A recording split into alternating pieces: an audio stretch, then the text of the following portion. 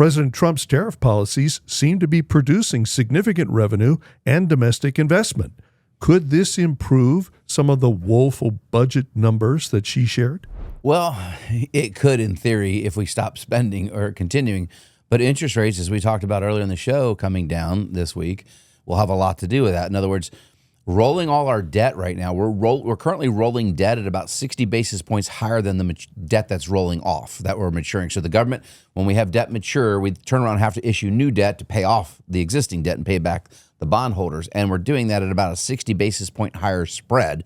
Now, how much gets refinanced right now? We're talking about approximately $10 trillion in the next 12 months. So, what's 60 basis points on $10 trillion? That's $600 billion in additional interest. So are we going to get $600 billion in tariff revenue?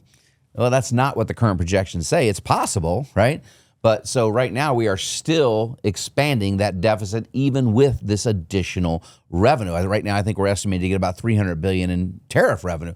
So if we get interest rates lower, then we can actually start to work down that deficit number. And I know the plan is basically 3% growth and 3% deficit spending is all we allow. And then we would be able to technically grow our way out of this debt scenario. But if we don't get that, then this debt is going to spiral and you're going to see some pretty ugly numbers. And what will tell you if that's happening, all you got to do is watch the long end of the yield curve, right?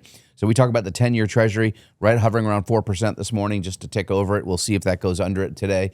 But what's the 30-year Treasury? It's close to 5%. If that starts to go up to 5.5%, 6%, the world is telling you, no, it's not working.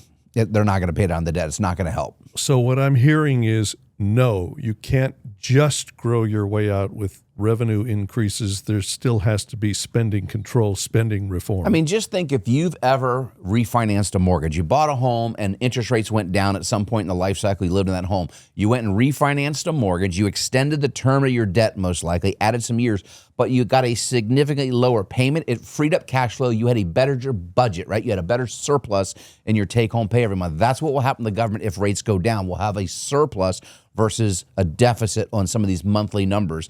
And that's what we need to see happen consistently. Again, it's going to take some time for this to work out. But if interest rates do get significantly lower, that will greatly help. But again, if the world says, we don't believe you, and the long end of that curve goes up, then you're going to see a spike in inflation and a spike in debt like we saw in the 80s. And Chip, you're old enough to remember, I know you are, what it was like in the early to mid 80s with interest rates and inflations both in the double-digit range.